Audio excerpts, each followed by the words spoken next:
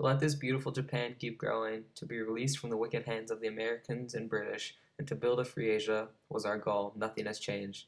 This quote was said by Second Lieutenant Shigeku Suzuki of the Japanese Army explaining the changes in Japan. Japan's efforts to avoid being another area dominated by Western imperialism were extremely effective due to their willingness to adapt their nation to the tenets of Western civilization.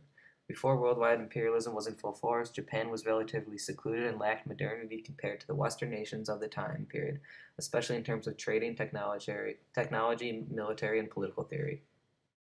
Modernity can be defined as the idea of a culture in which those who have the desire to change will take practical steps to advance society in order to ensure the well-being of its citizens. Japan, while they did undergo major changes to their country as a whole, were not imperialized because they made a conscious decision to change their ways, unlike any other nation. The thing that set Japan apart was its ability to decide for itself how to make the process of opening the door for its own improvement. By the time the age of imperialism passed by, Japan had evolved themselves into a global power that could be felt throughout the modern world. The Industrial Revolution in Europe transformed Western nations and elevated their military and technology to a level never seen before. While these areas experienced groundbreaking advancements, it created a huge gap between them and underdeveloped countries such as Japan. During this time, Japan was being intruded upon by the United States. Commodore Matthew Perry's presence was felt throughout Japan for the moment. His black ships of men arrived in 1853 at Edo Bay, which is now modern-day Tokyo, until he eventually left the vast land. Ironically, the ships that he brought into Japan inspired them to build a powerful naval force over the course of the Meiji Restoration. There was a moment in history when the Japanese realized how miserably behind the rest of the world they were, and therefore the Satsuma and Chosun clans reversed their position on foreign influence to push for greater access to Western military technology. With this new emphasis on military and technological needs, Japan began to industrialize and greatly strengthen their military and naval forces. A major factor in their military expansion was in 1885 with the influence of German officer Clemens Mikkel. He focused on modernizing the Japanese army and bringing discipline to the soldiers.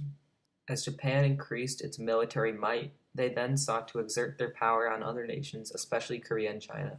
Japan continued to carve China and keep their presence into Korea until their defeat at the end of World War II. Japan's exposure to Western imperialism and technological ideas was a major factor in how they were able to avoid Western imperialism. The Meiji Restoration proved detrimental in governmental reforms. The Japanese leaders, led by Emperor Meiji, knew that they would have to make extraordinary reforms to continue as one of the few world's hegemons. Most important in their string of reforms was the necessity to diminish the past traditional cultural values and practices and to reimburse slaves, samurais, and traditional leaders. In turn, the Japanese government was to undergo drastic changes to its political system. Thus, the Charter Oath was created and the desires of the Japanese government were established. The oath was a written guideline for what the government wanted and stressed the need for equality and uniformity throughout Japan. It directly proved to the United States that Japan could and was going to change, and they didn't need an outside force controlling their every move. In addition to this, feudalism was abolished from Japan in almost all areas, and a new centralized government with views and benefits for all people was set into place. As the Encyclopedia of Asian History cites, the events of 1868 replaced the decentralized structure of late feudalism with a centralized modern state, one committed to building the national power that would enable Japan to compete in the international order.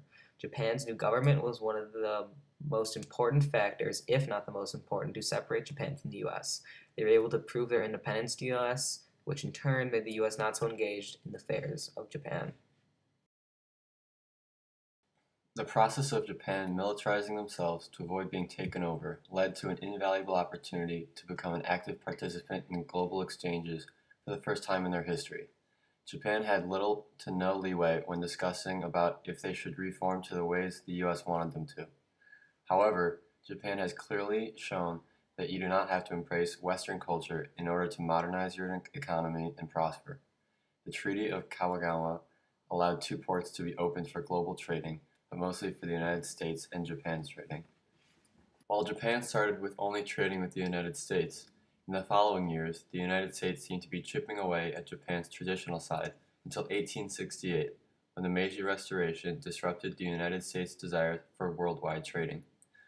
Before Japan had been open to the world of exchanges, its economy was solely based upon agriculture within its own boundaries.